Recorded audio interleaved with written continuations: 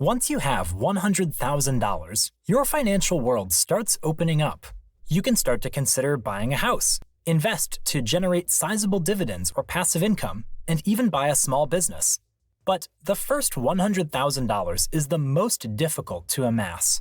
Renowned billionaire investor and vice chairman of Berkshire Hathaway, Charlie Munger, firmly believes in this concept. And he's not alone. Today, we'll uncover the truth behind this belief. What's so magical about this number, and why is it notoriously difficult to reach? Well, you'll be surprised to find that this isn't just a catchy saying. It's backed by a blend of finance, human behavior, and the power of compound interest. Before we begin, if you'd like to go deeper into your financial freedom education, see the links below in the description where I've included some of the books that have been most helpful for me. By purchasing through the links, you can also support this channel so I can continue to make videos you love. Challenges in reaching the first $100,000. Why is getting to that first $100,000 so difficult? The first challenge lies in the very nature of money.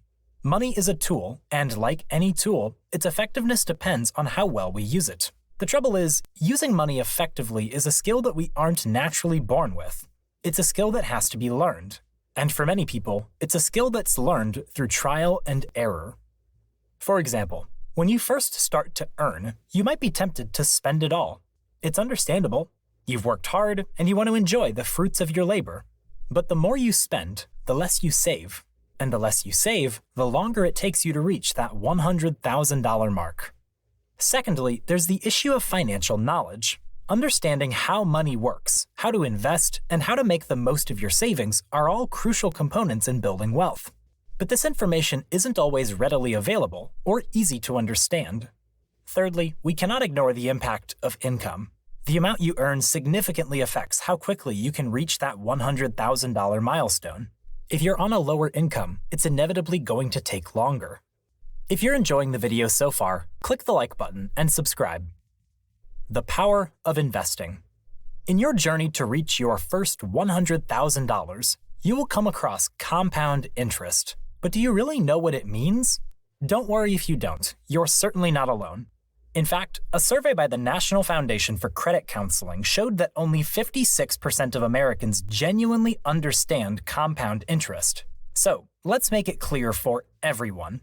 Compound interest isn't just simple interest plus more interest. Oh no, it's far more potent than that. Here's the trick of compound interest. It's interest on your interest. That's right, you earn interest not only on the initial amount you put in, but also on the interest you've already gained. So why does compound interest make the first $100,000 so tough to reach? Here's the thing, compound interest is a slow starter. When you're only earning interest on a small amount of money, the returns don't seem that impressive. But as the amount you've saved increases, so does the amount of interest you earn. And over time, this growth isn't just linear, it's exponential. Consider this. If you've got $1,000 in a savings account that offers a 5% annual interest rate, that only gives you an extra $50 after 1 year. However, the following year, you're earning interest on $1,050, not just your original $1,000. This may not sound like a big difference, but over time, this pattern repeats and intensifies. Now let's apply this to our $100,000 goal. If you've managed to save $100,000 and it's earning a 5% annual interest rate, you're looking at an additional $5,000 at the end of the year, just from interest. And the following year, you'll be earning interest on $105,000, not just your original $100,000. You can start to see how quickly things begin to ramp up. But here's the kicker. Getting to that first $100,000 can feel like a slog because at lower amounts, the magic of compound interest just isn't as noticeable. In the same way, once you've saved that first $100,000, the power of compound interest really starts to shine. You're earning more interest every year, which in turn earns you even more interest. It becomes a virtuous cycle. But getting there requires patience and discipline. Because compound interest takes time to work its magic, those early years of saving and investing can feel like an uphill battle. This is why the first $100,000 is often described as the hardest. Once you get there, however, the next $100,000 is much easier, and so on. $100,000 invested at the age of 25. compounded at 10% until the age of 65, results in a staggering $4.5 million. You don't have to touch it at all. Simply enjoy the magic of compounding. The behavioral barriers. Now it's time to delve into another key factor that contributes to the struggle of reaching that first $100,000, our own behaviors. Sometimes we can be our own worst enemies when it comes to financial progress. But why is that? And how can we turn things around? Firstly, there's the issue of financial literacy.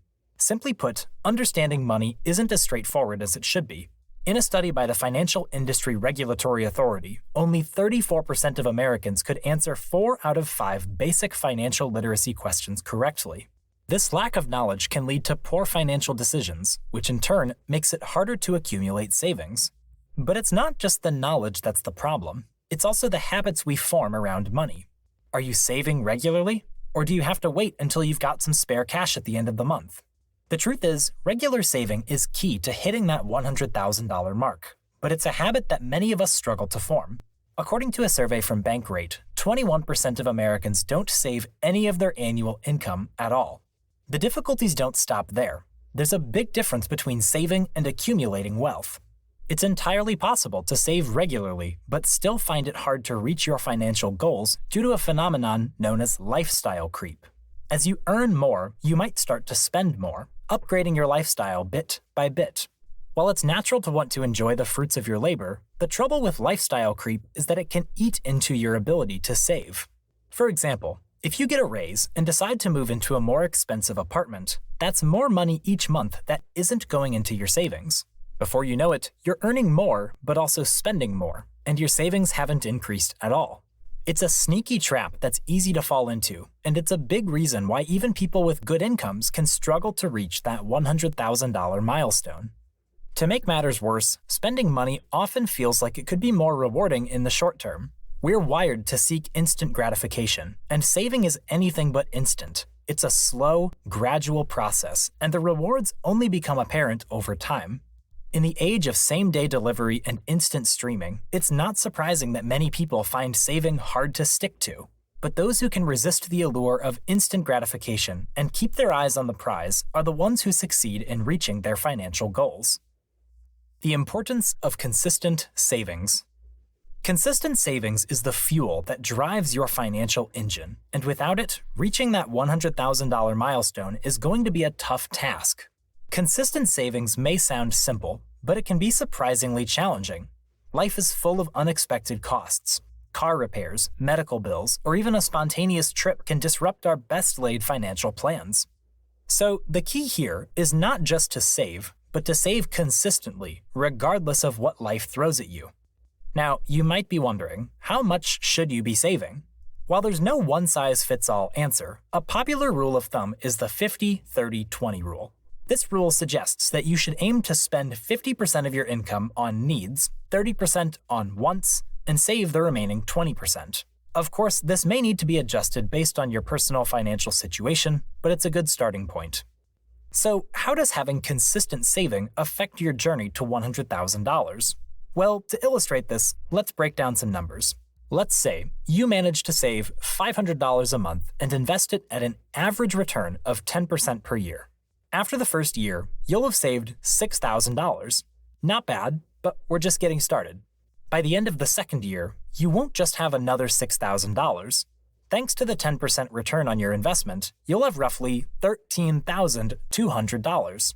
Fast forward 5 years, and you'd have almost $40,500 thanks to consistent savings and compound interest. By the end of 9 years, you'd have over $100,000. Now here's the fascinating part. If you continue with this saving and investment strategy, you'd have your next $100,000 in just about 6.5 years. That's right. It takes a significantly shorter time to earn your next $100,000, thanks to the compounding effect. Of course, these figures can vary depending on your savings rate, your investment returns, and many other factors. But the principle remains the same. Consistent saving is key to reaching your financial goals. It's the slow and steady method that wins the race to $100,000. So, we see that reaching your first $100,000 is a journey that involves harnessing the power of compound interest, overcoming behavioral barriers, and committing to consistent savings. If you'd like to learn more about compounding, click on the suggested video on the screen. Thanks for joining, and keep savvy.